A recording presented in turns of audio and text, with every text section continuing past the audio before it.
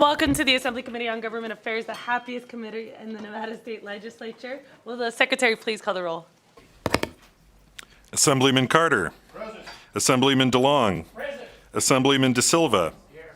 Assemblywoman Duran. Assemblywoman Gonzalez. Assemblyman Gurr.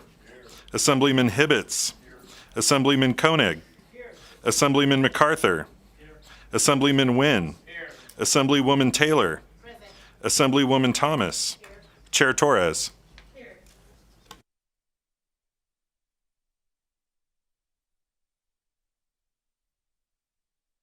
Welcome to the audience here in Carson City, those joining us in Las Vegas and those listening over the internet. Before we begin, I'll just give a couple of housekeeping items. Please remember to silence your electronic devices.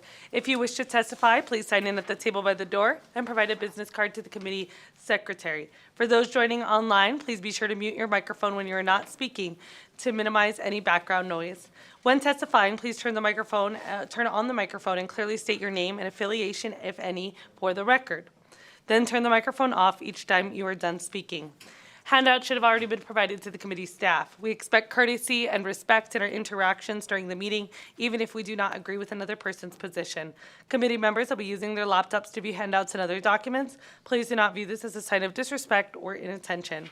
Public comment will be taken at the end of the meeting. Each person will be limited to 2 minutes. In addition, the public may submit written testimony to the committee up to 24 hours after the hearing. As members will know, we do have a work session as well as a bill today. We are going to go ahead and start with the bill, so we will go ahead and begin with AB 305. At this time, I will open the hearing on AB 305, which revises provisions governing public works. And I believe Assemblyman Thomas is presenting that, and I believe there is someone in Las Vegas.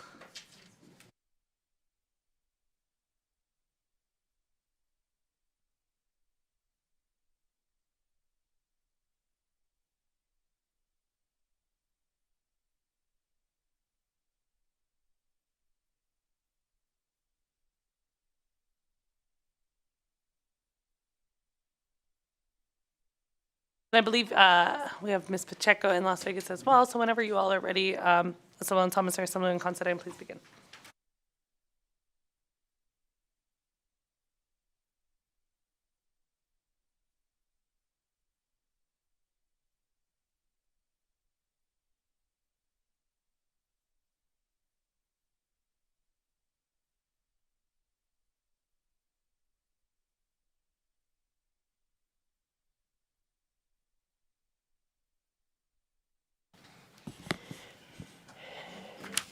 Good morning.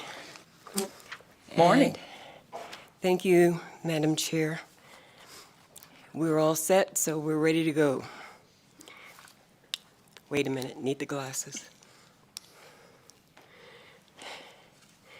Good morning, Chair Torres, Vice Chair Duran, and members of the Assembly Committee on Government Affairs. I am Assemblywoman Claire Thomas, representing Assembly District 17 in beautiful North Las Vegas, presenting on behalf of Assemblywoman Danielle Monroe Marino, representing Assembly District 1 in Clark County. I'm here to introduce Assembly Bill 305. This bill is about explaining apprenticeship opportunities for women who are veterans, or women in a minority group. Subsection 10 of Section 1 of the bill provides the definition of apprentice and apprenticeship program that has been in statute since the 2019 legislature enacted Senate Bill 207. Assembly Bill 305 is a short bill with only 3 sections, so I will briefly summarize the bill and discuss the proposed conceptual amendment that should be up on Nellis. The bill requires that at least 5% of the hours of labor that is required to be performed by apprentices on certain public works must be performed by women who are veterans, or women in a minority group. The proposed amendment reduces from 5% to 2% the hours of labor that is required to perform by apprentices on certain public works by women, with preference given to women, women who are veterans, or women in a minority group. The amendment further proposes not to apply to a contract for a public work for which bids have been submitted before January 1st, 2028 instead of 2024.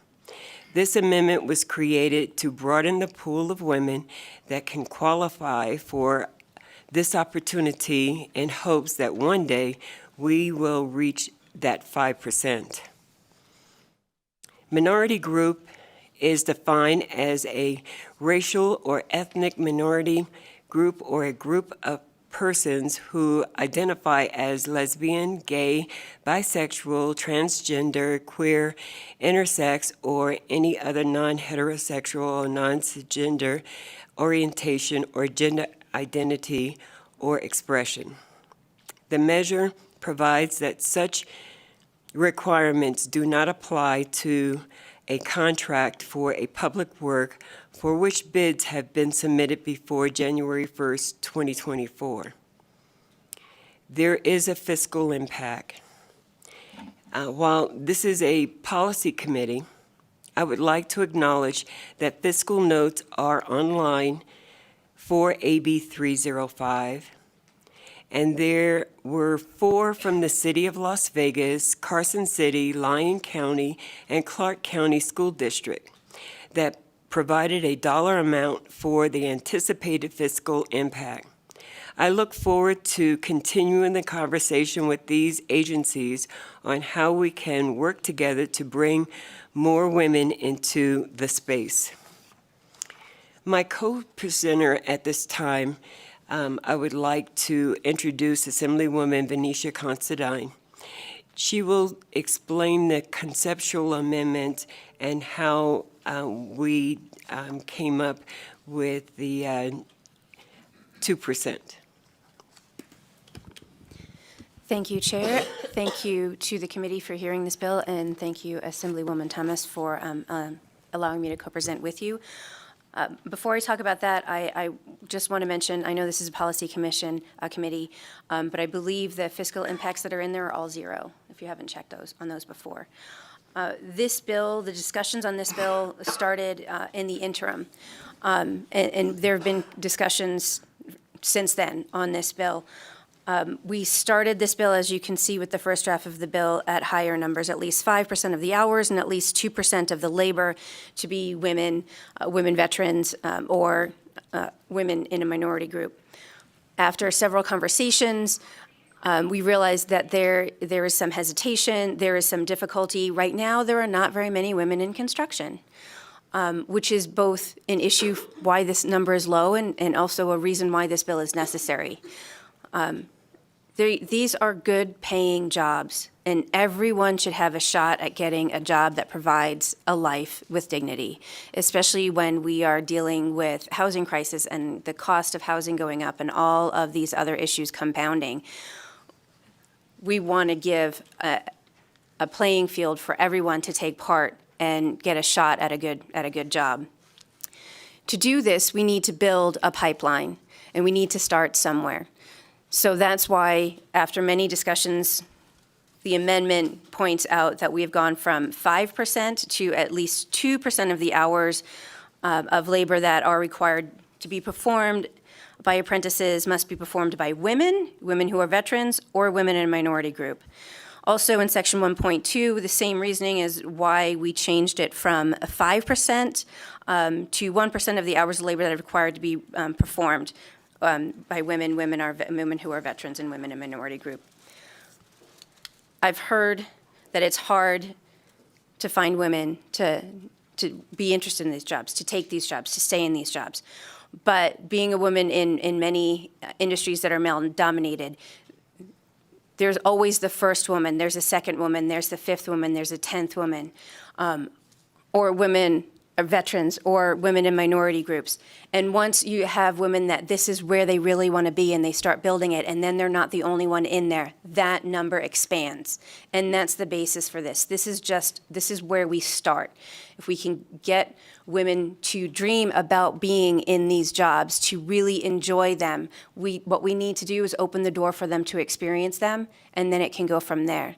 So we lowered these numbers as low as we believed were feasible. And what we look forward to is that this conversation doesn't have to happen again, because there are numerous, various, diverse people in positions of good jobs with good wages. That's everything I had to say. Thank you. Thank you, Assemblywoman.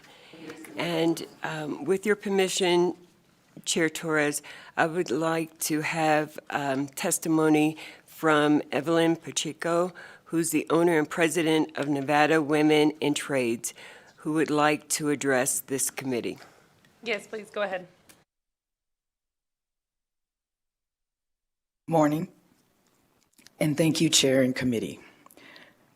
I also want to thank Assemblywoman Monroe, Assemblywoman Considine, and Assemblywoman Torres. For the record, I am Evelyn Pacheco, owner and the president of Nevada Women in Trades. Army veteran. I'm the first woman and Black woman to be the commander of American Legion Post 51. I am the first Black woman to get a plumber's license in the state of Nevada. I am a mother. I am a grandmother. Nevada Women in Trades was started in 2018. We have created a pipeline for women seeking a career in the blue-collar trades. Our pipeline comprehensive course, PCC, is paving the way for women to secure apprenticeships, on-the-job training, and job professions in the trades. Our Pipeline Comprehensive course offers a way for women to enhance skills and the ability to perform on apprenticeship exams. Our Pipeline program is one way of assuring women an equal opportunity to perform well on the trades exams and interviews that have historically been male-dominated.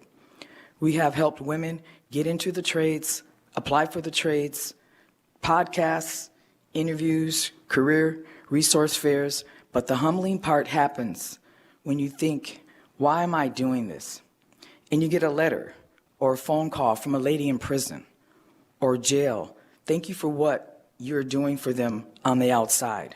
Or a phone call from a woman that just needs you to listen and help them figure out their next steps. Or having a woman come up to you and say, because of you, I'm able to take care of my family and earn a decent living. Women in Trades is not just in Nevada. They are national and international. There has been an annual Women Builds Nation conference since 1995. Las Vegas had the same conference here last year. Nevada Women in Trades was recognized on the floor by Women Builds Nation and led the parade on Las Vegas Boulevard. AB 305 would help with wealth building and change the lives of women that are minorities, veterans, the next generation, women that are in prison, in jail, women that are aging out of the foster system, LGBTQ, underserved, and underrepresented women. AB 305 will have these women be part of society, buy a house, a car, pay taxes, in return, which will help the economy of the state of Nevada and change their lives in the next generation. Las Vegas has not built stadiums, hotels, schools, saying who is going to come. Las Vegas built the stadiums, hotels, and schools because they knew they would come. My question to this committee is, what is the justification from going from 5% to 1% and implementing this not until 2028? We are already in compliance with women that are minorities and veterans in the apprenticeship programs. There wasn't a Black woman that got a plumber's license in Nevada until 2007. We are leaders in this community for a reason, to give a voice to those that don't have a voice. You can't have one foot on the couch and one in the dirt. Either you're with this movement or you're not. And thank you. For the record, I'm Evelyn Pacheco. Thank you, committee. That is it.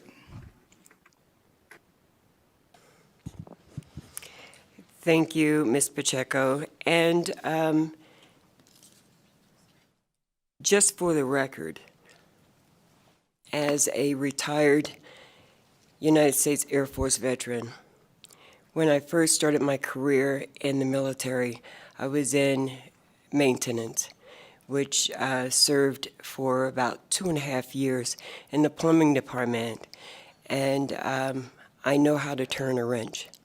So, but I know that because it was a male-dominated field, there weren't a lot of women in my shop.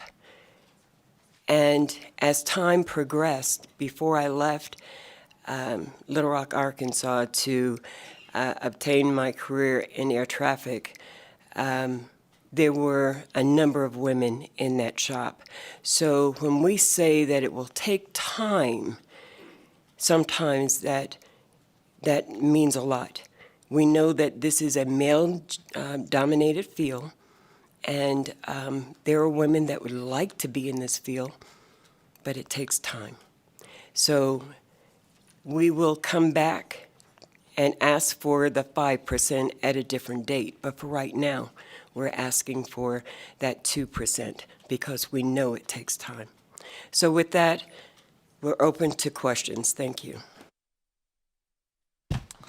Thank you, Assemblywoman, and thank you, Ms. Pacheco. It's always good to see you. At this time, we'll go ahead and open it up for any questions. I'm going to go ahead and start with Assemblyman Taylor, and then I'll go to Assemblyman DeLong. Assemblyman Taylor. Thank you, Madam Chair, and thank you to my colleagues who are here this morning, and thank you for bringing this bill. I also appreciate the amendment. To me, that means that it's really about getting this effort going and getting feedback from people and saying, you know what, the important thing is getting it going.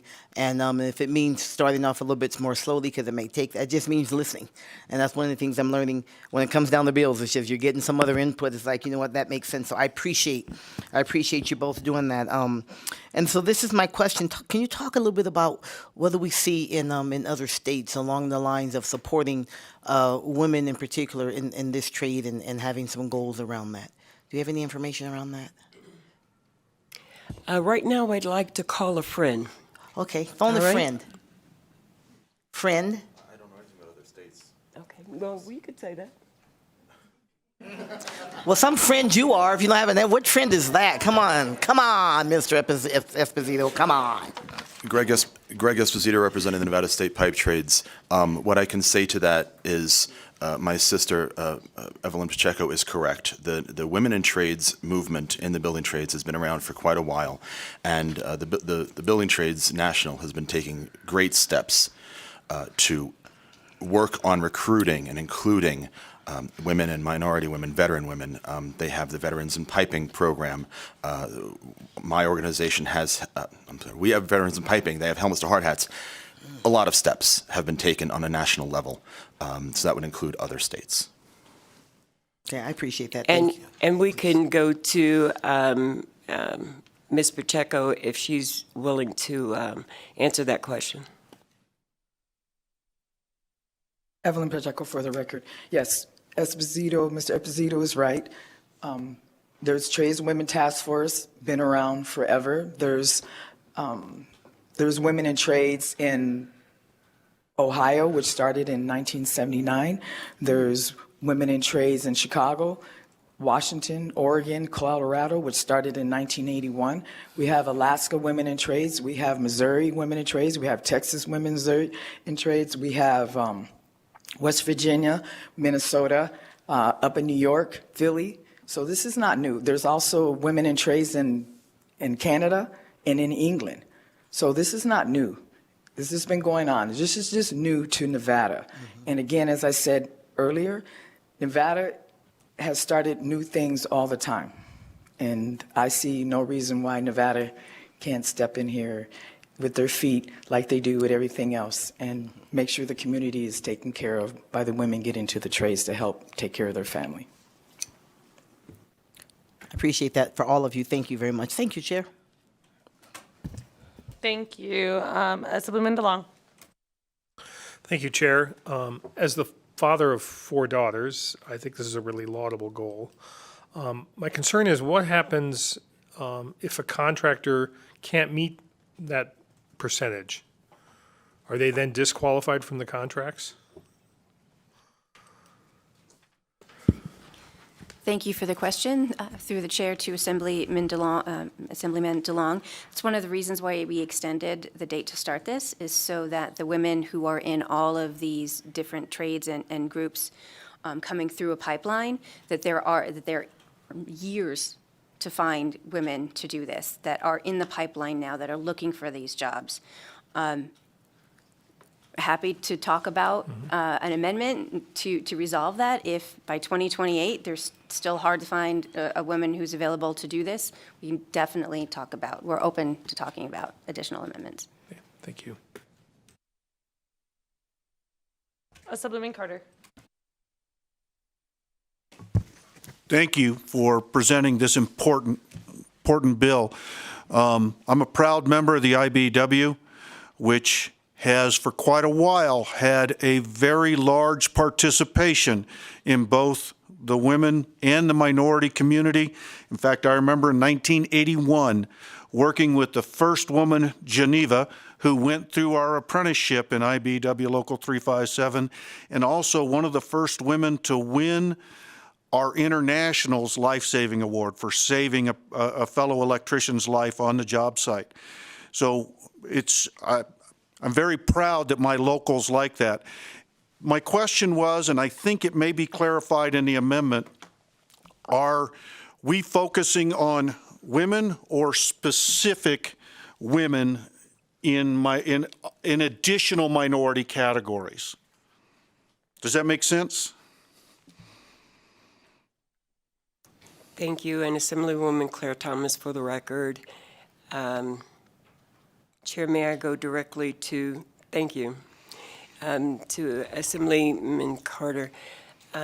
Actually, I believe that the reason why we chose this language was to make it inclusive, that there was no doubt about who we're looking to be in this minority of people, because for so long we've been left out of being included into anything. So it's inclusive, if that answers your question. Follow up? You're close, but I'm still, you know, the amendment says women, then women veterans, women in different minority groups. So I'm trying to understand, we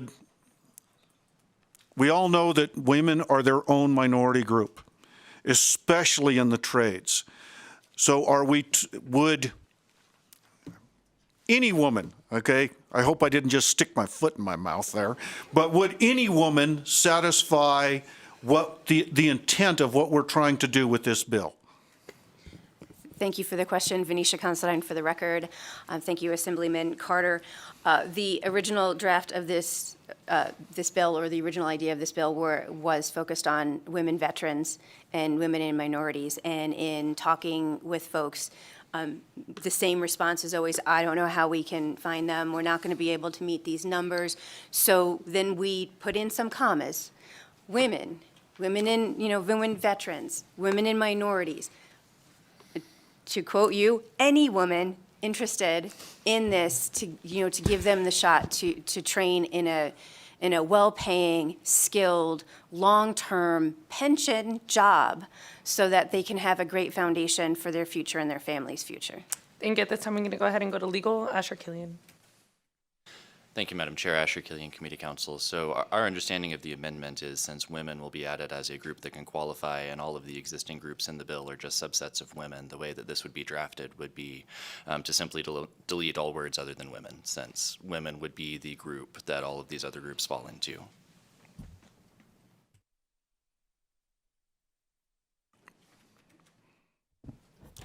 And Assemblywoman Claire Thomas, for the record, clarification, please.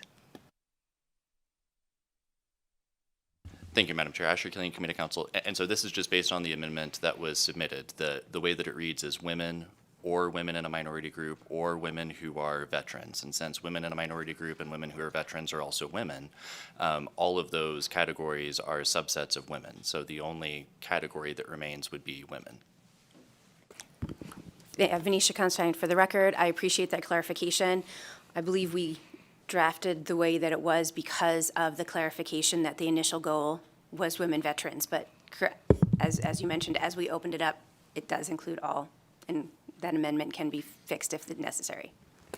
I do think, just to kind of, I guess to add, I think, I know that I have heard conversations that it might be difficult to find, especially with the original bill with, 5%. 5% might be difficult in finding apprentices that are specific now women of a historically disenfranchised community or women veterans. But I do think opening it up, with the amendment as is, 2% of women, I think that is a attainable goal as well. So I hope that the intent is to just be inclusive of all women, recognizing that women in the trades is still not as common as it is in other workplaces. I believe I have some additional questions. Assemblyman Koenig. Thank you, Madam Chair. So I see that there's multiple provisions that apply to waivers or exceptions, and I think that probably covers it if it's impossible to fill those numbers. But my real question here is, what about monitoring? Who is going to be in charge of making sure this happens, and potentially, could there potentially be a fine or a punishment for not following that? If you just make a law that says, yes, you need to have 2% of women apprentices on your thing, on your job, but there's no provision on what happens if you don't, then what's the incentive of actually doing that? And if that's in here and I missed it, I read it pretty close, I thought, but if it's in there, but I think to make a law that doesn't have any teeth to it and there's nothing that happens if you don't do that, it probably isn't getting to the intent that you want. So that's my question. Greg Esposito, through you, Madam Chair, to the Assemblyman. Currently, the law reads, if an apprenticeship can't, I'm going to half speculate on how this is going to work out. I'm going to speculate that a contractor is going to go to an apprenticeship and say, I need apprentices that fit this category because there's a requirement.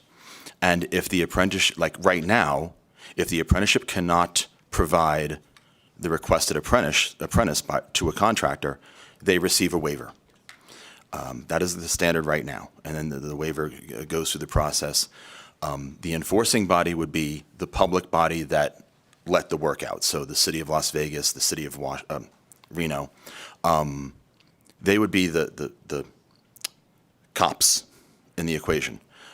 But if right now, if an apprenticeship can't provide workers, the contractor receives a waiver that then goes on file with the awarding body and the labor commissioner. I would assume that's how it would work upon implementation of this, but that's a speculation.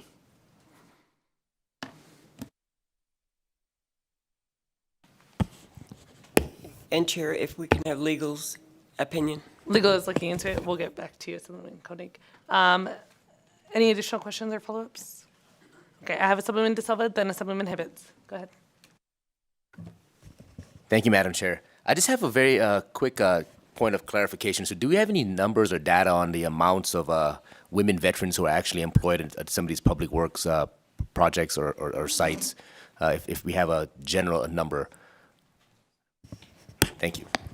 Thank you. Assembly Thomas, for the record. If we can have Ms. Pacheco answer that question for the Assemblyman, please. Evelyn Pacheco for the record.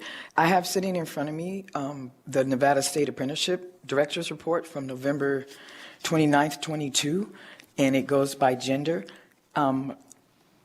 It has, I know what you're asking, but I want to add this to it. It has male, and the total number of males is 5,813. The total of females in the apprenticeship program is 323.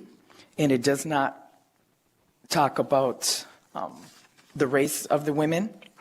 And as far as veterans, they have 476, but it does not, again, talk if they're male or female, and non-veterans is 5,632. If that answers the question. Yes, it does. Thank you. Thank you, Madam Chair.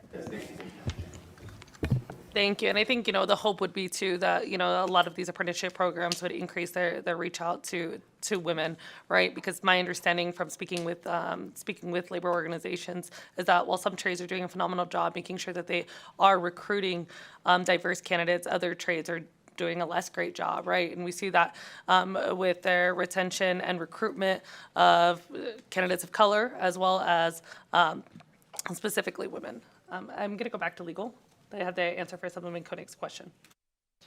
Thank you, Madam Chair, Asher Killian, Committee Counsel. So in addition to the waiver process that was mentioned by the witness, if a violation occurs and no waiver is granted under NRS 388-015, either the Labor Commissioner or the Attorney General has the power to enforce the provisions of that subhead, including the section that's being amended in this bill.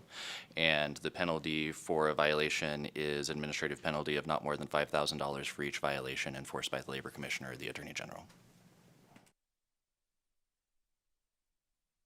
Thank you. Assemblyman Koenig, did that answer our question? Yep. So it seems that fortunately, we do have some teeth, I think, already in this section of the NRS. Assemblyman Hibbett. Thank you, Madam Chair. I believe Assemblywoman Considine had mentioned an effective date of 2028. And according to the bill, the effective date is 2024, and the amendment doesn't have any change to that whatsoever. Is there another amendment coming, or can we just clarify for the record that it is intended to be 2028?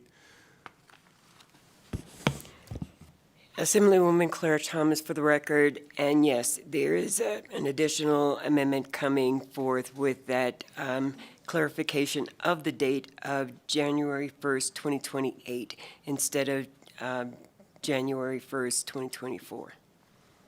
Thank you very much. Thank you, Chair.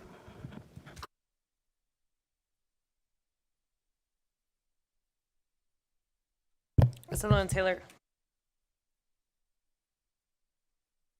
Thank you, Madam Chair. Just something to consider in this is maybe, and this may step on other provisions that are there, but did you ever consider maybe incentivizing those trades that do bring the women in from an apprenticeship standpoint, somehow, some way? I don't know if there's even a possibility, but something that could incentivize them. In addition, because we want this to take effect, and we want it to make a difference. Just something that wanted to throw out for your consideration. If you ever had any talk around that, how do we say good? We know you have to do it, but for those of you that do it, here's an incentive. Assemblywoman Claire Thomas for the record. That's a great addition. But I think that I would ask Evelyn Pacheco whether or not she knows of any incentives that some of the trades may have for including our women. Evelyn Pacheco for the record. What it comes down to is retention, on why the women aren't staying in the trades and they're dropping out. It comes down to the barriers. Station Casinos has daycare to help their employers with daycare if they're having problems with, getting to work. So these are barriers. Daycare, I know that there is a pilot that's happening over in the East Coast right now. And the oversight, that's the other, of making sure this is going to happen. But I think, to be quite frank, this should be happening anyways, right? It's 2023. A woman in the community has a right when she comes out of prison or is in a domestic situation has the right to take care of her family, has a right to make $150,000 a year. And so again, retention with sexual harassment and things that are happening on the jobs, barriers, again, with daycare, and making sure we have women instructors, women BAs, women business managers. Thank you for the record. Madam Chairwoman, may I, if Greg Esposito, if I may take a shot at that answer, please, through you to Assemblywoman Taylor. What comes to mind? What comes to mind is some work that this body did when deciding whether or not to move forward with the Allegiant Stadium. There were standards put into SB 1, I believe it was, that required or requested certain minority participation from contractors, certain minority participation from vendors. That's one of the, it's a little bit towards what you're talking about as far as incentives, where this body put things in language that incentivized the participation and the recruitment of those contractors. More specifically to your point, though, I'm not aware of local jurisdictions who let these public projects out, incentivizing in their documents, giving some sort of bidder's preference to contractors that meet minority requirements or women hiring requirements. I'm not aware that currently exists, but I would encourage it because I think that would help towards broadening who apprenticeships have available. Thank you. Thank you very much. Thank you, Chair. Vice Chair Duran. Thank you, and I appreciate this bill going forward. So I just wanted clarification, why waiting for 2028? Because I think, are you going to include the 5% on the jobs of being that? Because I think, this is a great start, and I think this would be an incentive for women right now with just this language here to be able to say, hey, as Ms. Pacheco had stated earlier, that, women, if they know that there is work out there, I think this would be a starting point, and then maybe, and I don't want to change your bill, but I'm just thinking, the 2% now and the 1% of the hours worked would be an incentive, and that's just in my opinion, if you would take that into consideration. Greg Esposito, through you, Chair, to Assemblyman Duran.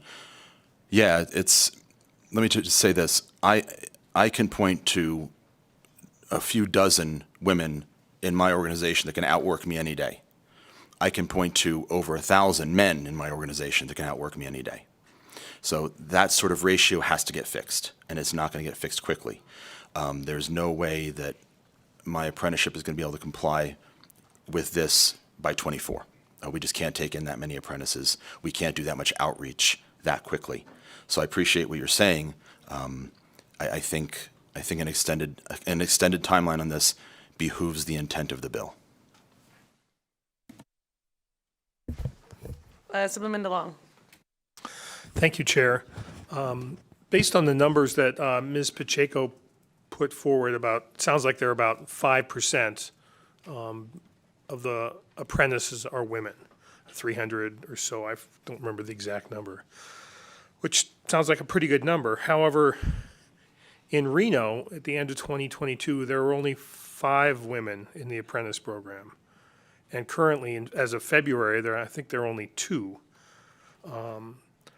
So the numbers actually sound good for the state, which may be reflective of what it looks like in Clark County. But how are the rural counties and Washoe County going to be able to meet this? So maybe the bill is appropriate for Clark County, but I don't know that it's going to work for the rurals. And Assemblywoman Clara Thomas, for the record, Assemblyman DeLong, this is the reason why we're looking at the 2028, because that would be inclusive for the entire state, not just in Clark. Clark, I think, can sustain itself right now, but for the rural community, I don't believe that and I believe that Assemblywoman Danielle Monroe Marino took that into consideration when she looked at the entire state, not just Clark. Thank you. Thank you. And I don't see anyone from Northern Nevada Building Trades here, but if you're listening in, because I know Mr. Benner often calls in, that would be helpful information if you could get us the amount of women that have been in the trades program. And maybe if not at this time, if we could make that request to Mr. Benner at a later time for Northern Nevada. Members, any additional questions?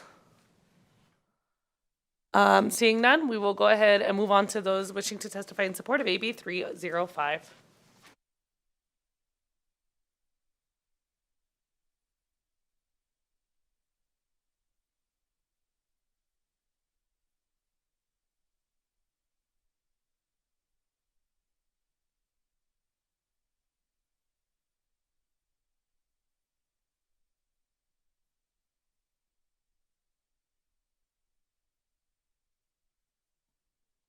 Please begin when you're ready.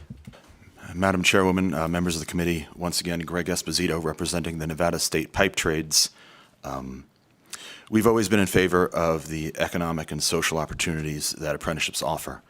So it's natural for us to be in support of taking those opportunities deeper into the community with an increased effort to encourage more diverse participation.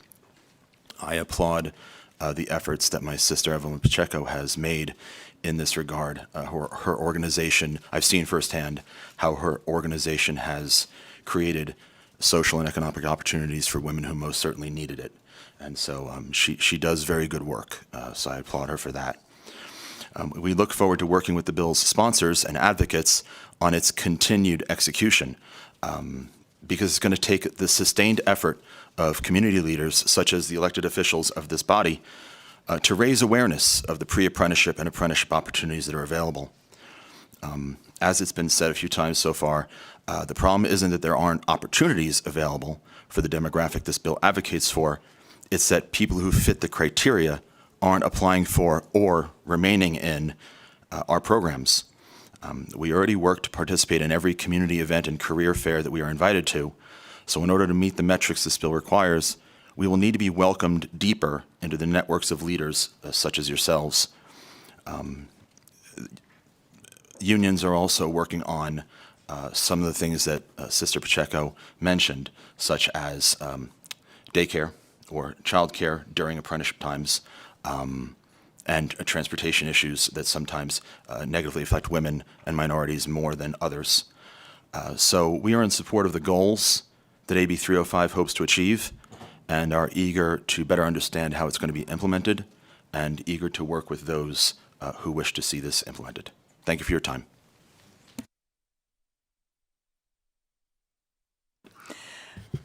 Good morning, Chair Torres and members of the Assembly Government Affairs Committee. For the record, my name is Donna West. I'm a resident of Assembly District 14 in East Las Vegas.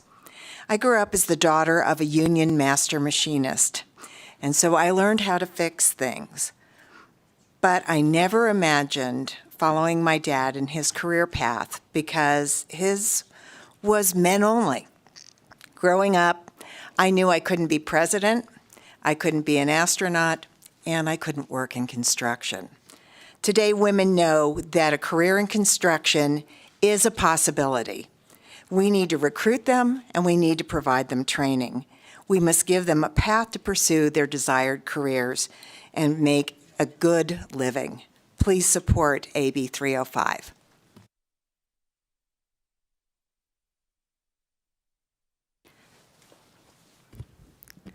Good morning, Chair Torres and members of the Assembly Government Affairs Committee. My name is Ashley Lovell. I'm a resident of Assembly District 3 in Clark County. I've come in support of AB 305. In Nevada, women are ready to take work opportunities in all sectors, including sectors in which they're underrepresented. This bill will increase those opportunities, promoting a more diverse and robust workforce and encouraging women to find work in fields they are already qualified for. I can proudly say that my own mother has dedicated her life to a similar endeavor, training women to participate in another formerly underrepresented field, Nevada politics. The positive impact of including women and minority groups in every sector of the economy are known, and this bill is an opportunity to include them further. For these reasons, I urge the committee to support Assembly Bill 305. Thank you for your time. Thank you. It's good to see some constituents in here. Go ahead. Good morning, Chair Torres, members of the committee. For the record, Matt Kimball. I'm here to urge your support for AB 305. One of the reasons I'm the technician I am today is because I was mentored by some amazing women along the way. I would definitely love to see more women in every aspect of our workforce, and believe that this bill will certainly help address that. That is why I urge you to support AB 305. Thank you. Chair and committee members, my name, for the record, Andrew Lee Pilbit. I am the chairman of the United Veterans Legislative Council, representing the 279,000 veterans in our state. And I need to point out that our Constitution requires us as an organization to support veterans, their families, the National Guard, and our military. So as this bill goes, we are in high support of anything that helps our veteran women. A lot of our veteran women are already skilled in trades that they learned in the military. I myself have 4 daughters, Assemblyman DeLong, and one daughter started her own trucking company, 18-wheeler, built it up to where she didn't have to drive anymore, but she did the maintenance and everything in that company, and then, of course, hired people as she grew. And she built that business for 15 years. By the way, she's 5'2". We used to ask her how she reached the pedals. But my point is that our women can do all these jobs, and our veteran women are better trained than the average person out there. And I think we just need to reach out to them more. So we're in support of this bill for our women veterans. Thank you. Thank you, Madam Chair and members of the committee. My name is Marlene Lockard, representing SEIU 1107. And first, I'd like to say, a good woman is never hard to find. Over the years, I have worked with a number of organizations, Nevada Women's Lobby, on the board of the Domestic Violence Resource Center. And there we especially search and try to help women find sustainable living accommodations and economic opportunities. So I think opening up another field is an incentive for these women to go through programs, train, and enter into a sustaining new life for themselves. So I applaud this bill and appreciate the sponsors and urge your support. Thank you. Good morning, Madam Chairwoman and members of the committee. For the record, Tess Opferman here on behalf of the Nevada Women's Lobby. We really appreciate this bill and the efforts to open up fields to women and minorities. There are many women out there who are physically capable of these jobs and are interested in doing them. Furthermore, these women can help fill a much-needed labor shortage that all industries are facing. Our society continues to face gender barriers and roles when it comes to labor jobs, and unfortunately, sometimes policy change is necessary to be the catalyst for societal and cultural change. We feel strongly that this moderate approach is necessary to start getting women and minorities into the trades and open these careers up to another 50% of the population. Nevada women need legislation like this, and quite frankly, the trades need this because our state needs full access to the labor pool. Thank you for your time. Good morning, Chair Torres and members of the committee. My name is Alex Noriega, representing the Nevada AFL-CIO. We have over 120 unions, representing over 150,000 members.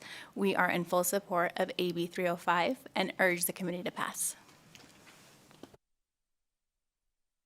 Good morning, Chair, members of the committee. My name is Fran Almaraz, and I am here representing Teamsters Local 631.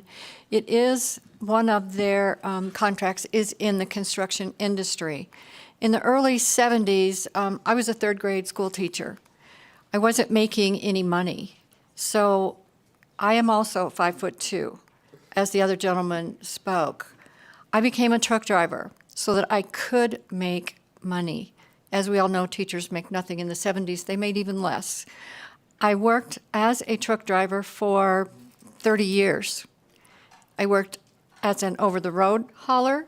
I worked construction, and I drove the big uke trucks that they use in the mines. Women can do these jobs. We just need to give them the opportunity. And I urge bipartisan support of this bill. Thank you. Madam Chair Torres, committee members, my name is Alfonso Lopez. I represent the Sheet Metal Workers and Aerial Transportation Union. I'm in strong support of this bill. If you guys noticed it, back in October of last year, they'd had a tradeswomen convention in Las Vegas. There were over 3,300 people there in attendance, women from all over the nation. Over 300 sheet metal workers from all over the nation as well were included. The trades are definitely a great opportunity for women, specifically in our trade. They do air balance, and they're very great welders as well. So there's definitely opportunity out there for women. I strongly urge your support on this bill. Thank you. Thank you. Is there anyone else here in Carson City wishing to testify in support of AB 305? Not seeing any, I'll go ahead and go to Las Vegas. Anyone wishing to testify in support of AB 305?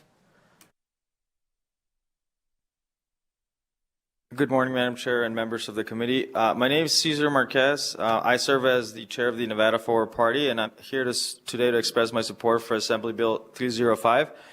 One of the key reasons why I support this bill is because it aims to increase participation of women, veterans, and minorities in the construction industry by requiring contractors and subcontractors engaged in public works construction to employ apprentices who are from these underrepresented groups. The bill helps to break down the barriers that have traditionally preventing them from accessing these high-paying jobs. This bill is a critical step towards creating a level playing field for all Nevadans, particularly those in underrepresented communities. By providing access to these types of apprenticeships, we can create a pathway to success for those who may have previously been overlooked or left out of these opportunities. Furthermore, studies have shown that increasing diversity and representation in the workplace leads to better financial performance and more innovative ideas. This bill will not only help promote equity, but also will help to strengthen Nevada's economy. And I want to talk, so I was a production supervisor at the Tesla Gigafactory, and manufacturing is also one of the fields that women are underrepresented. And I wanted to talk about this myth that, women or some of these groups do not want these jobs. They do want these jobs. That's just not true. I think the question I would offer to these workplaces is, what is the work environment that you're providing, and Evelyn talked about retention, and I think that's a key point, because if your workplace resembles that of a fraternity, then maybe you should look into that and maybe why, women do not feel welcome into some of these places. So, in short, Assembly Bill 305 is a win-win for everyone involved.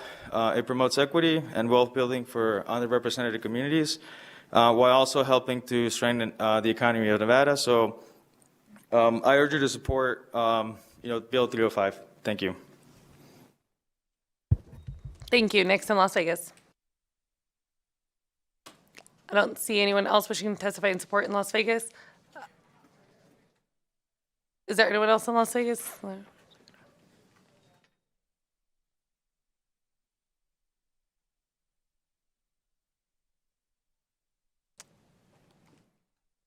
I'll go to the lines, and if there is anyone else wishing to testify in support of AB 305 in Las Vegas, just go to the table. BPS, is there anyone on the line wishing to testify in support of AB 305?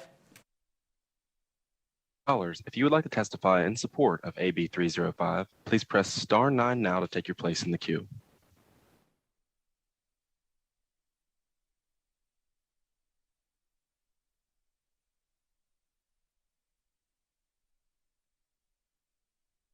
One moment, Chair.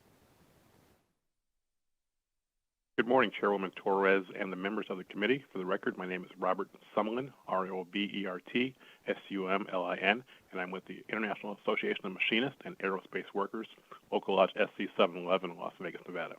I strongly urge the committee to support Assembly Bill 305. Thank you.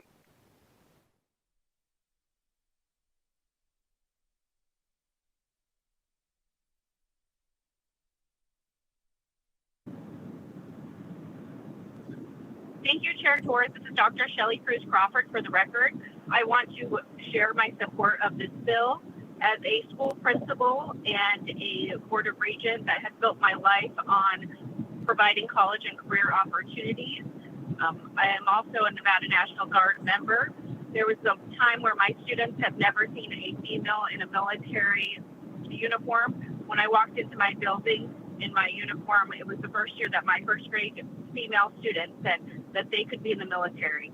And in the military, I've seen that lots of females can work in every aspect, and I want to continue providing opportunities for my students. So for that fact, I am in full support of this bill. Thank you.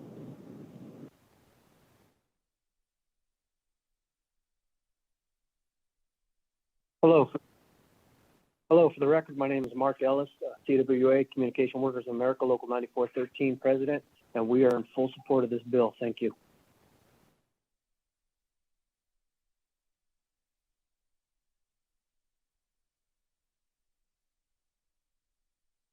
Good morning, Chairman Torres and members of the committee. For the record, my name is Edward Goodrich, EDWARD, representing the International Alliance of Theatrical Stage Employees, Local 363 in Reno, Nevada. Trying to keep it brief, we wholeheartedly urge the committee to support Assembly Bill 305. In short, this bill helps build an economic plus to the state. And I would remind the committee that the amended percentage numbers are a minimum goal, not a maximum limit. I thank the committee for its time.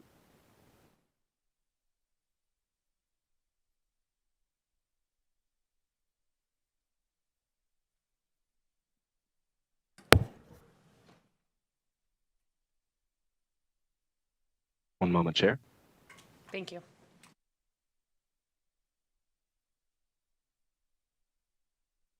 Good morning, everyone. My name is Nina Diaz. I am from Assembly District 41, and I'm here to show my support for AB 305. As a female veteran who has worked with fellow female veterans, I know our value, and I know that women contribute greatly and deserve a pathway to their careers. So thank you for your time, and please support AB 305.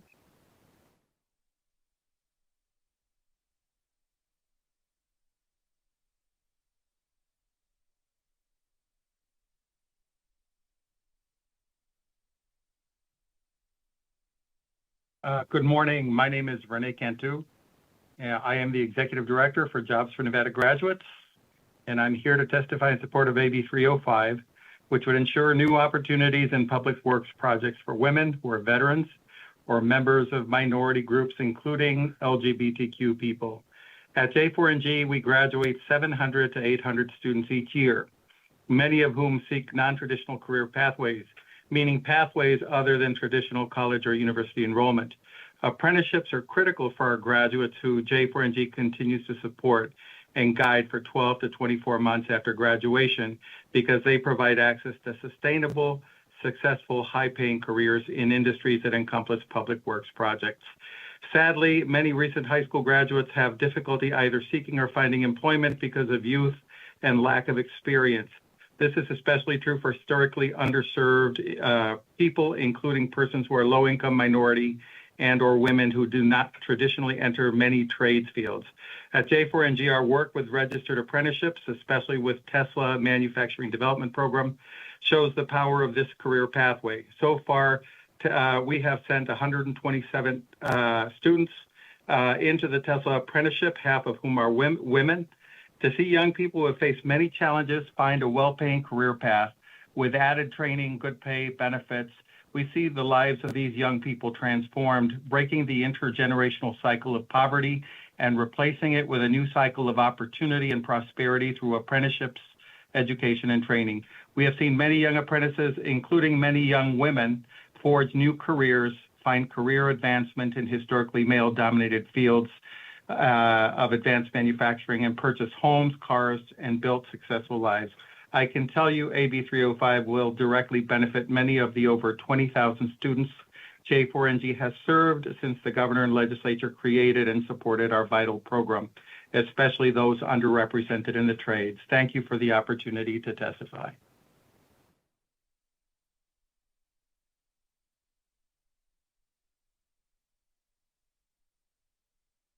Good morning, Chairman Torres and members of the committee. My name is Charles Zemp. That's Charles, last name Zemp, Zemp. I represent the International Union of Bricklayers and Allied Craftsworkers, and I support fully AB 305 and urge the committee to support AB 305 as well. Thank you.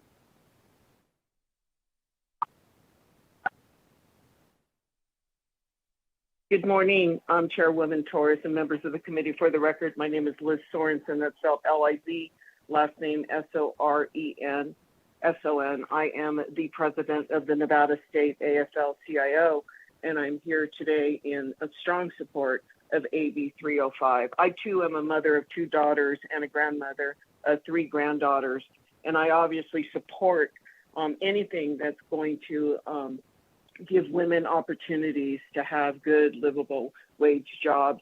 And I will tell you, in our organization itself, the Nevada State AFL-CIO, last year we had our first woman executive secretary treasurer, Susie Martinez, and I am extremely proud of that. Times are changing. We need to give women opportunities, and I am in strong, strong support of this bill. So thank you so much for your time.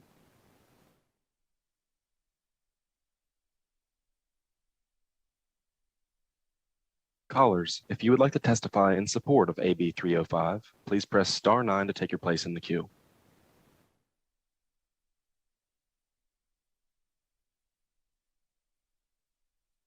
Chair, there are no more callers choosing to testify in support at this time. Thank you. Is there anyone wishing to testify in opposition to AB 305? Oh, when you're ready, you may begin.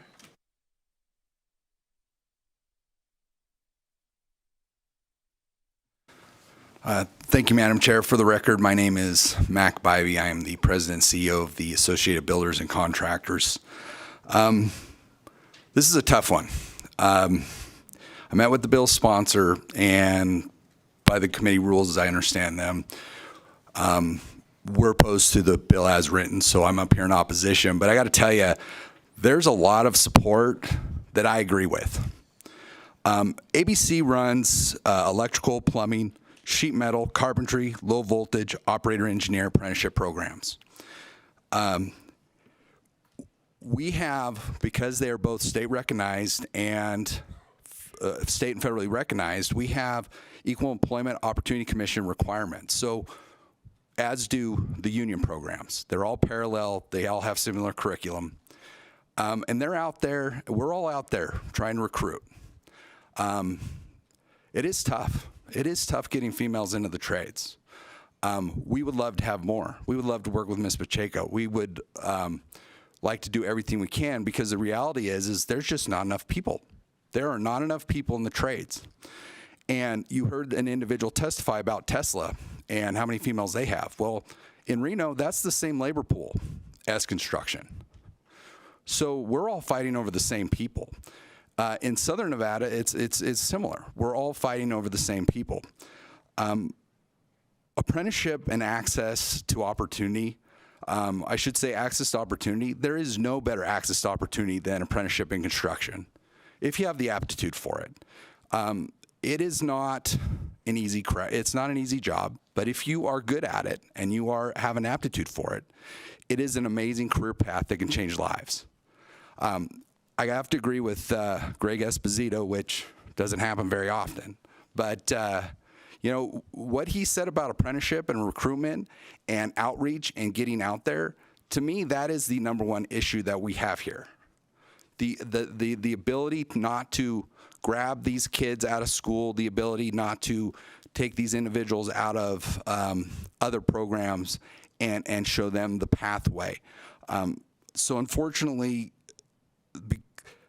just the way this is written and the mandate puts it on the contractor, it doesn't have anything on a recruitment piece, which to me is what has been the issue with the Apprenticeship Authorization Act from the beginning.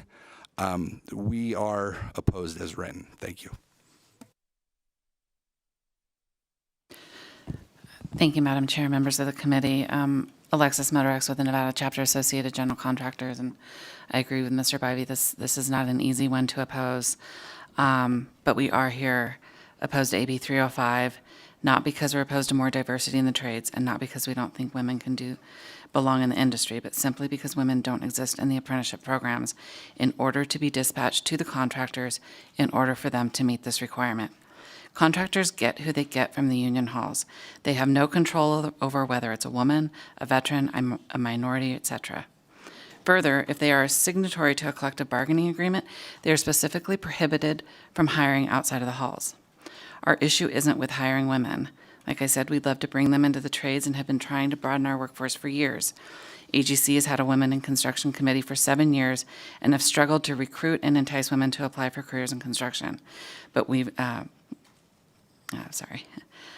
I've personally attended a National Women in Construction Convention to learn more about recruitment, but to no avail. At this point in time, the bill will only place a requirement on our contractors, which they simply cannot comply with. There are hurdles upon hurdles to do public works in this state and is having a chilling effect on contractors. Fewer and fewer are willing to do public works because of the back-of-the-house compliance is costly and the risk of noncompliance is too great. The fines and penalties can shutter a small business.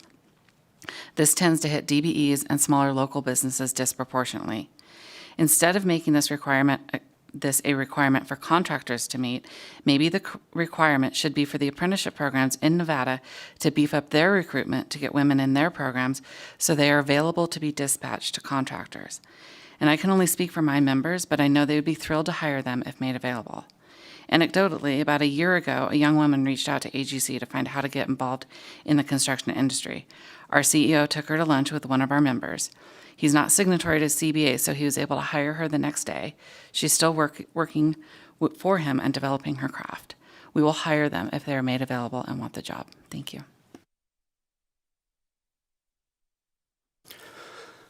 Good morning, Madam Chair and members of the committee. My name is Jake Matthews with Carrera Nevada, and I'm here in opposition to AB 305 on behalf of the Mechanical Contractors Association of Las Vegas, MCA, and Sheet Metal and Air Conditioning Contractors National Association of Southern Nevada, or SMACNA.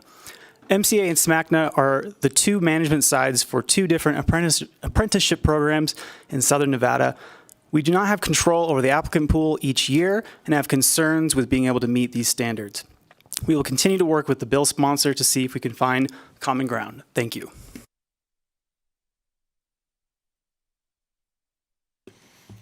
My name is Jordan Cranebuell with Plumbing, Heating, Cooling Contractors of Nevada. I'm here to oppose Bill 305. We are all for women in construction, women, minorities, veterans, everything. We actively recruit all year women and minorities and veterans and all of that. We can't find them. They're not there. We do currently have female, minority, veteran apprentices, but not 5%. We're not even close. And we actively recruit women in construction, other organizations, everything that we can find. We partner with CSN to try and find them, but they are simply not out there. Plumbing is not a sexy trade to go into for females. And so we are all for females in construction, minorities, veterans, all of that, but the workforce is simply not there, and we cannot meet that 5%. Thank you very much.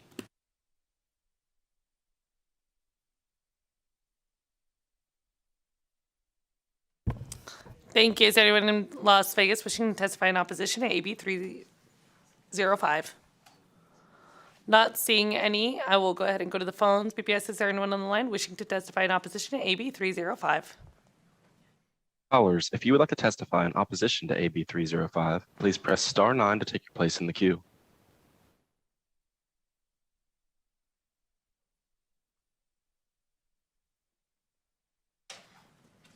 Chair, there are no callers choosing to provide opposition testimony at this time.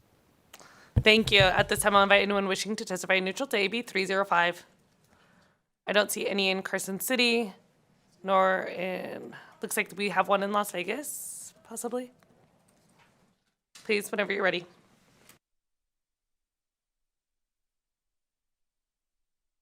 Good morning, Brett Harris, Nevada Labor Commissioner. For the record, I'm here with State Apprenticeship Director Tony Giddens. The Office of the Labor Commissioner is the state apprenticeship agency in Nevada, so we just wanted to be present to answer any questions you might have. Thank you, and I appreciate you being present. And I know that our colleagues had a question regarding the enforcement. So, and I know that legal had answered that, but if you could talk a little bit as a labor commissioner about the enforcement of this type of measure. Sure, Brett Harris, Nevada Labor Commissioner. For the record, legal was correct. So for any violations of NRS 338 under our enforcement, we can assess administrative penalties up to $5,000. We can also refer to the Attorney General's office or other prosecuting offices, and we can exclude contractors or put them on a list so that they cannot be eligible for public works projects should they incur administrative penalties. Thank you. I appreciate that. Members, any additional questions? I have an additional question. Do we happen to know how many, like, I don't know if the Labor Commissioner is currently keeping track of, like, the percent of, like, women that are apprentices? Do we have that data? Yes, Tony Giddens, State Apprenticeship Director. For the record, I do have that data, and I actually do have it broken down by minority and veteran percentages. So you are correct. We have a total of 339, or 5% of our total apprentices are women.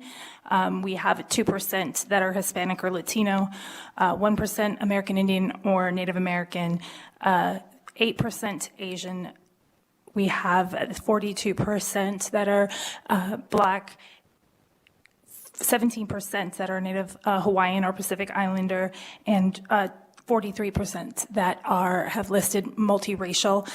We also have about 127 that have chosen not to self-identify, and we have 7% that have self-identified as veterans. Thank you. And do we happen to have that information for like Northern Nevada, Rural Nevada, and Southern Nevada, or would we be able to get that information?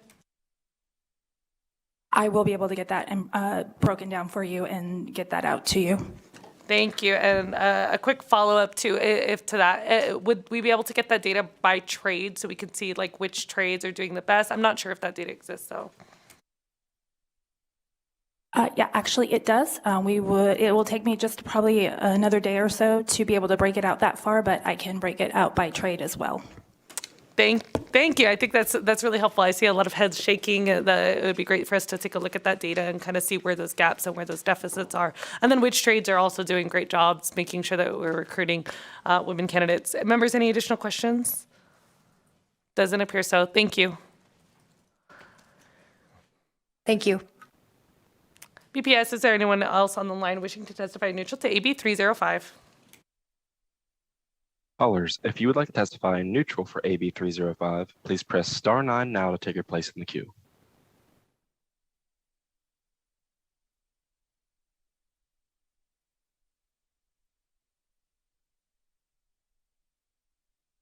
Chair, there are no callers choosing to provide neutral testimony at this time. All right, thank you. At this time, I'll go ahead and invite the bill sponsors for any closing remarks.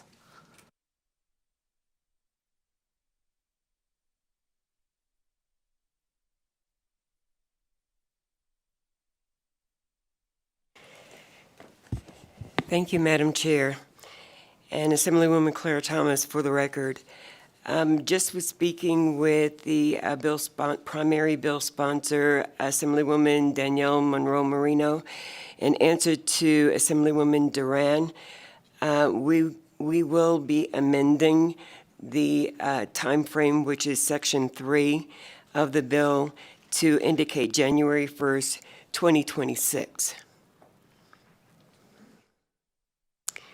And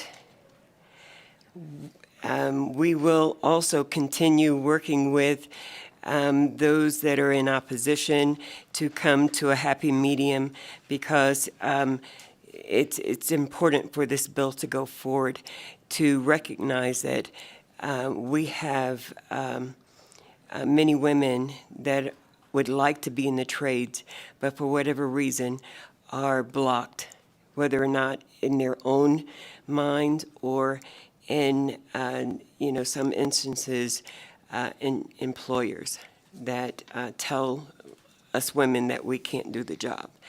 But as I stated earlier, I can turn a wrench. So, and in closing, if I may, Madam Chair, I will ask that the committee take in consideration and we'll get all the amendments in order so that we can have a good, viable bill going forward. And I ask that and urge that you support Assembly Bill 305. Thank you.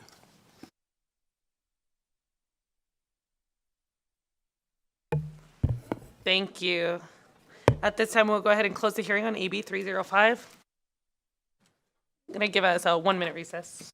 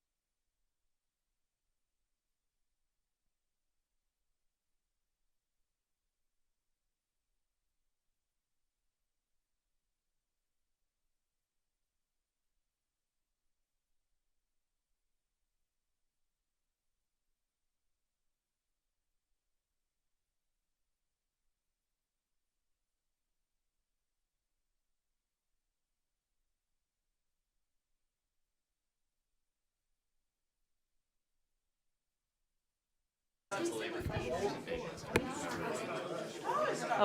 Is everybody back? All right, the Assembly Committee on Government Affairs will reconvene. Maybe.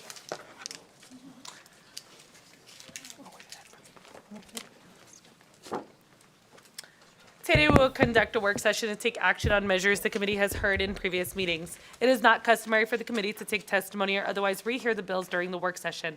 However, we may invite a witness to come forward for clarification or questions during our consideration of a measure, particularly for an amendment that we have not had the opportunity to look at. Today we are going to go ahead and start with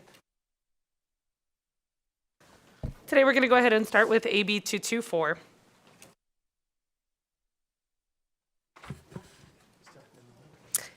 Thank you, Madam Chair. This is Jennifer Rudy, Committee Policy Analyst.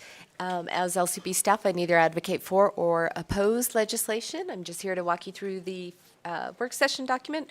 And we are starting with Assembly Bill 224, which authorizes collective bargaining for certain employees of a board, commission, or similar body within the executive branch of the state government, including without limitation the Board of Regents of the University of Nevada. There is a proposed amendment. It is fairly large, and it is all included in the work session document. While it doesn't delete any whole sections, it does make various changes throughout the body of the bill. Thank you. Thank you. Members, are there any questions? All right, I will entertain a motion on AB 224. I had a motion from Assemblywoman De Silva, and I have a second from Assemblywoman Gonzalez. Is there any discussion on the motion? All those in favor, please say aye. Aye. Any opposed, say nay. Nay. Can I have the nays raise hands? I have Assemblyman MacArthur and Assemblyman DeLong. All right, this motion does carry, and I will go ahead and assign the floor statement to Assemblywoman Peters.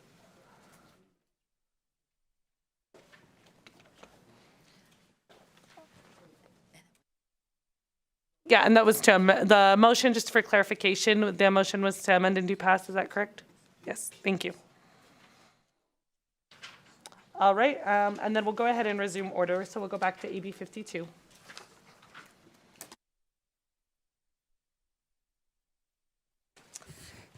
Thank you, Madam Chair. This is Jennifer Rudy, Committee Policy Analyst.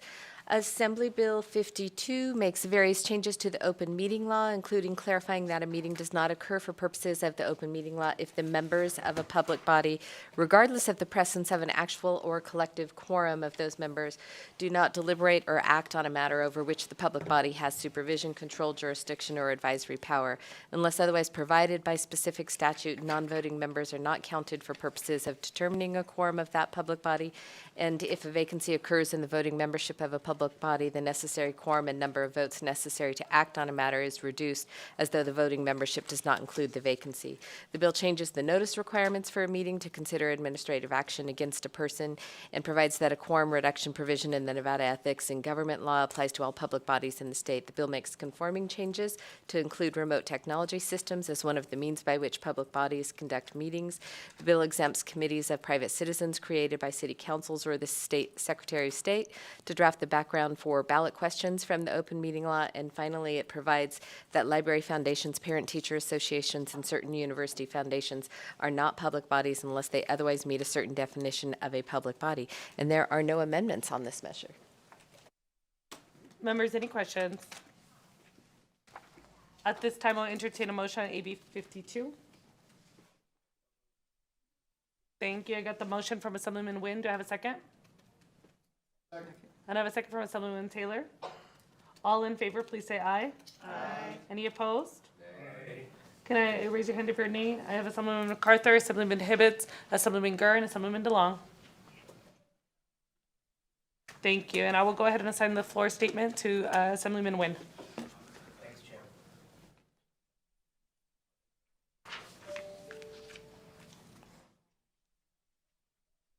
All right, the next bill that we have up is AB 210. Thank you, Madam Chair. This is Jennifer Rudy, Committee Policy Analyst. Assembly Bill 210. There is a summary of the bill as introduced. However, the amendment deletes much of what is actually written as the summary, so I will walk you through the amendment, which there is a mock-up in the work session document. The bill relates to public works and certain written notices to employees on those public works. And as I noted, it deletes sections 2 through 5 of the bill, instead requiring a contractor on a public work to provide to his or her workers on the project a written or electronic notice that includes, among other things, the website of the Labor Commissioner. It still requires the contractor to obtain a written or electronic acknowledgement of receipt of the notice from each worker, and those acknowledgements must be maintained by the contractor for at least 2 years and available for inspection by the Labor Commissioner. And section 6 on page 2 of the mock-up also requires, without exception, a person found to have willfully and repeatedly, those words are added to that section, failed to pay the prevailing wage. That is it, so there is an amendment. Thank you. Members, are there any questions? I will entertain a motion on AB 210. I have a motion from Assemblywoman, from Vice Chair Duran, and then I have a second from Assemblywoman Gonzalez. Members, any discussion? All in favor, please say aye. Aye. Any opposed? Nay. Can I have the raise the hands? Assemblyman MacArthur, Assemblyman Gurr, and Assemblyman DeLong. And that motion was to amend and do pass, correct? Thank you. All right, so this motion does carry. And I will assign the floor statement to Assemblywoman Duran. Next, we'll go ahead and look at AB 214.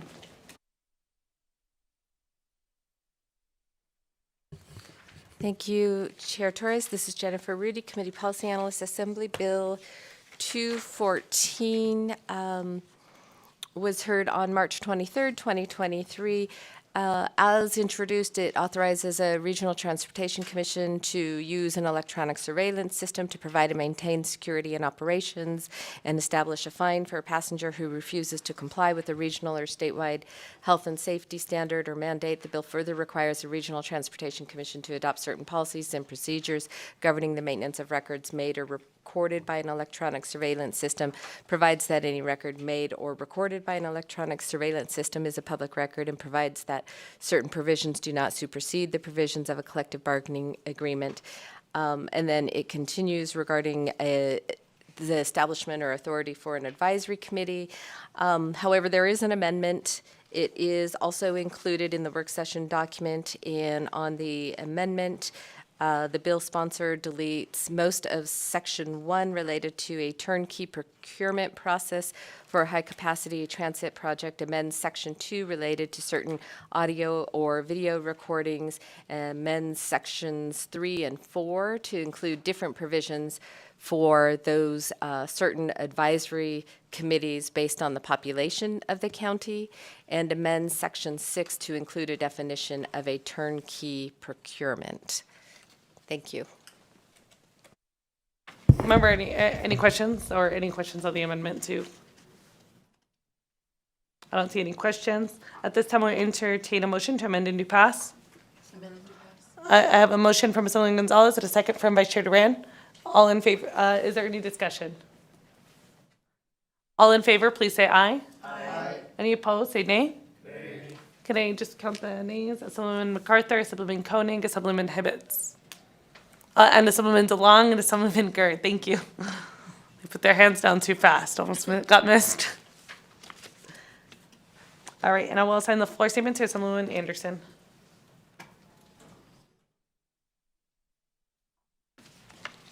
All right, next up, we will look at AB 266.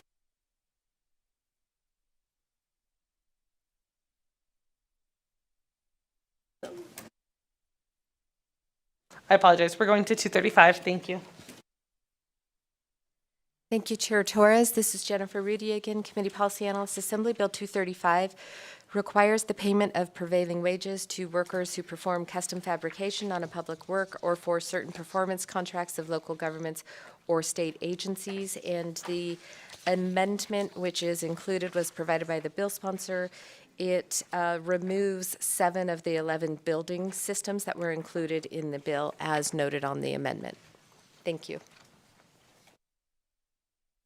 Thank you. Members, any questions? At this time, I entertain a motion to amend and do pass AB 235. I have a motion from Assemblyman Nguyen, and I have a second from Assemblyman De Silva. All in favor, please say aye. Aye. Any opposed, say nay. Just a hand for the nays. Assemblyman MacArthur, Assemblyman Koenig, Assemblyman Hibbets, Assemblyman Gurr, and Assemblyman DeLong. Thank you. And I will assign the floor statement to Assemblyman Monroe Moreno. All right, now we will go to AB 266. Thank you, Chair Torres. This is Jennifer Rudy again, Committee Policy Analyst. Assembly Bill 266 relates to language access plans.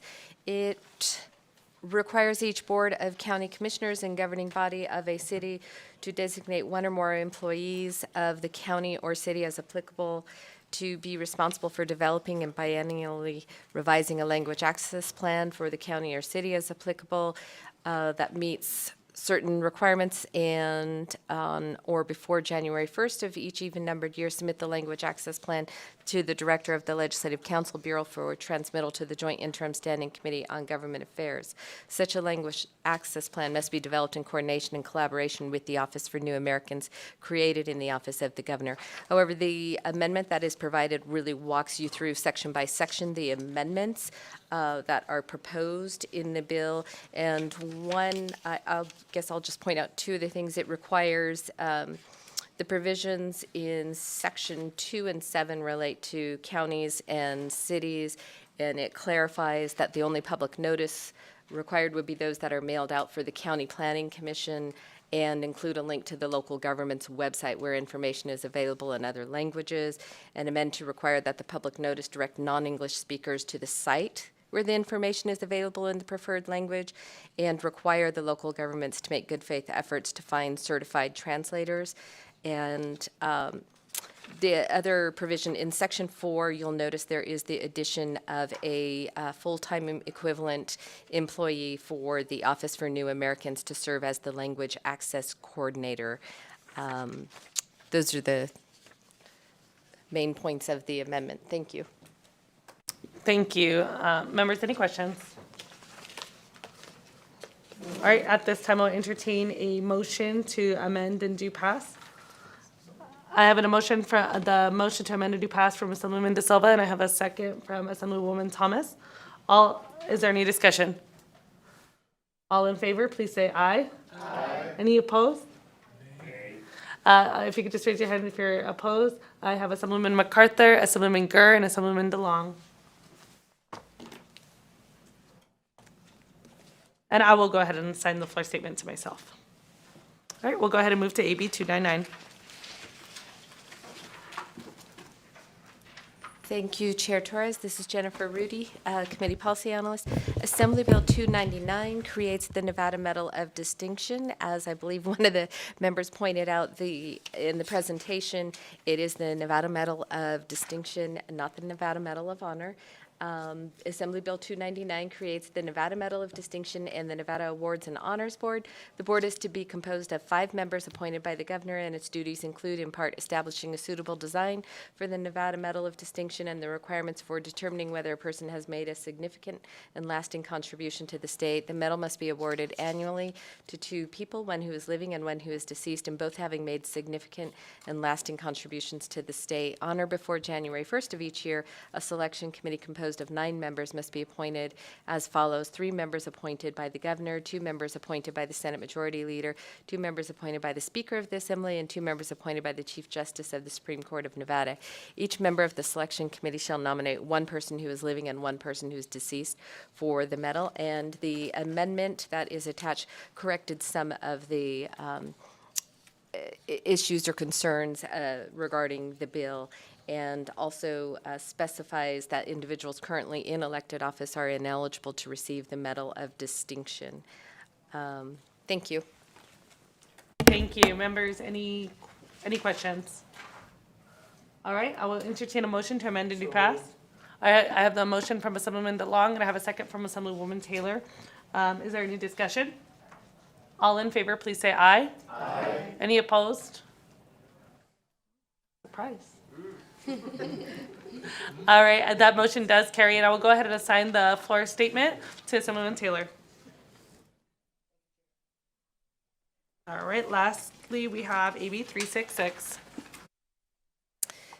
Thank you, Chair Torres. This is Jennifer Rudy, Committee Policy Analyst. Assembly Bill 366 moves the Keep Nevada Working Task Force from the Office of the Lieutenant Governor to the Office of the Secretary of State and revises the membership of the task force. There are no amendments for this measure. Members, any discussion? Or questions, I guess. At this time, I'll entertain a motion to amend and be passed. I have the motion from Assemblyman Gert, and then I have a second from Assemblyman Nguyen. Members, any discussion? All in favor, please say aye. Aye. Any opposed? All right, this motion does carry. And I'll go ahead and assign the floor statement to Assemblyman De Silva.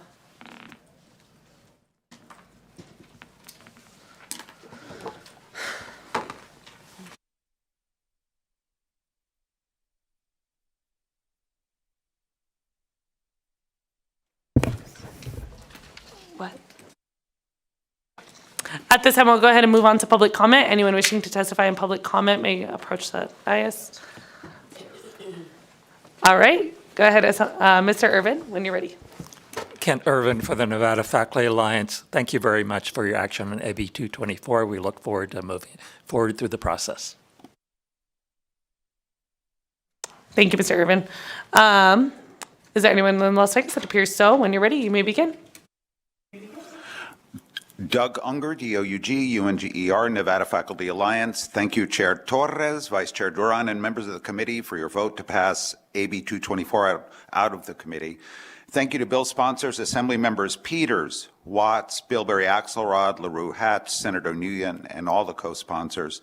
Please know we view AB 224 as a potentially and mutually positive development for the Nevada system of higher education.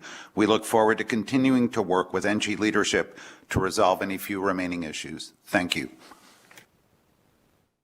Thank you. Is there anyone else in Las Vegas wishing to testify in public comment?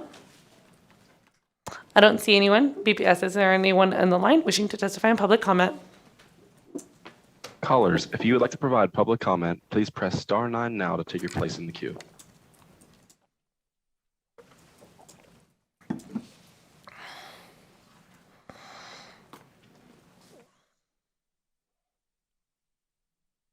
One moment, Chair.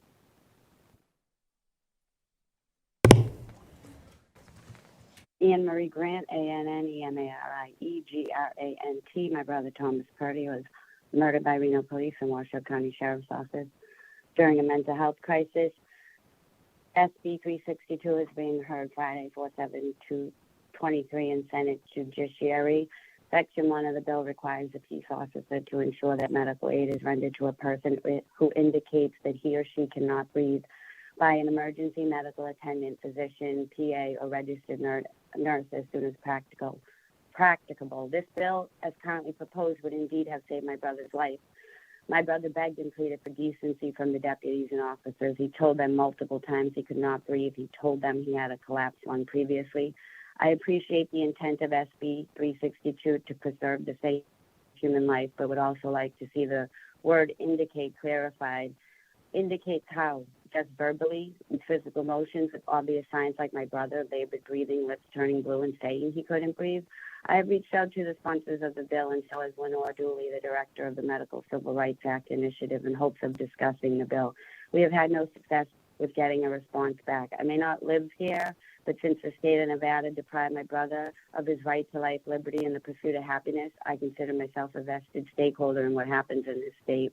I don't want to see any more deaths, and if the word indicate is not more clearly defined, I fear the foreign, mentally ill, and autistic people will be the martyr with this language before anything actually gets done about the verbiage. If any one of you can pass on to the sponsors that I would like to have a discussion, it would be appreciated. Let's make the few police accountability bills as strong as possible so that no more unnecessary deaths occur at the hands of law enforcement in Nevada. Whether you want to acknowledge it or not, Nevada has numerous George Floyds of their own, at least 10 that I can think of off the top of my head, including my brother Thomas Purdy.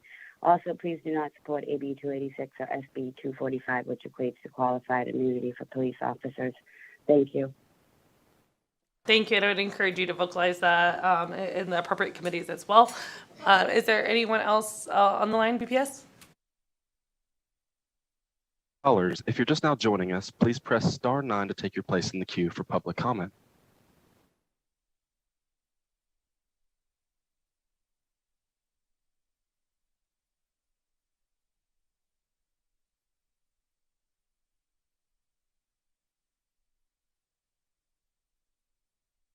One moment, Chair. Hi, thank you, Chair Torres. This is Dr. Cruz Crawford for the record. I am sharing my support as a regent, as an individual regent, and not on behalf of the board, of AB 224. As a wife of a union iron worker, I have benefited from collective bargaining by having quality health insurance and quality wages, and like to see that shared with the staff eventually. Thank you. Just a reminder to the public, we're not here to rehear bills. We appreciate your appreciation for our passage of legislation. But is there anyone else, BPS? Chair, there are no more callers. Choose to provide public comment at this time. All right. Members, any remarks? Councilman MacArthur? He fell into his old ways today and voted no quite a bit. He's got nothing else to add today. Just a couple reminders to the committee. Tomorrow we will be meeting downstairs in room 3143. We will be hearing two bills, AB 10 and AB 378. Additionally, anyone wishing to testify in Las Vegas, we will not have a room tomorrow in Las Vegas. So anyone wishing to testify in Las Vegas, please make sure that you reach out to our committee staff. And they can manage a Zoom if necessary, or you can just call into line if you're just wishing to testify in support, opposition, or public comment. Is there any additional remarks? Oh, just a reminder to committee members, please leave your work session binders here. At this time, we will go ahead and the Committee on Government Affairs is adjourned.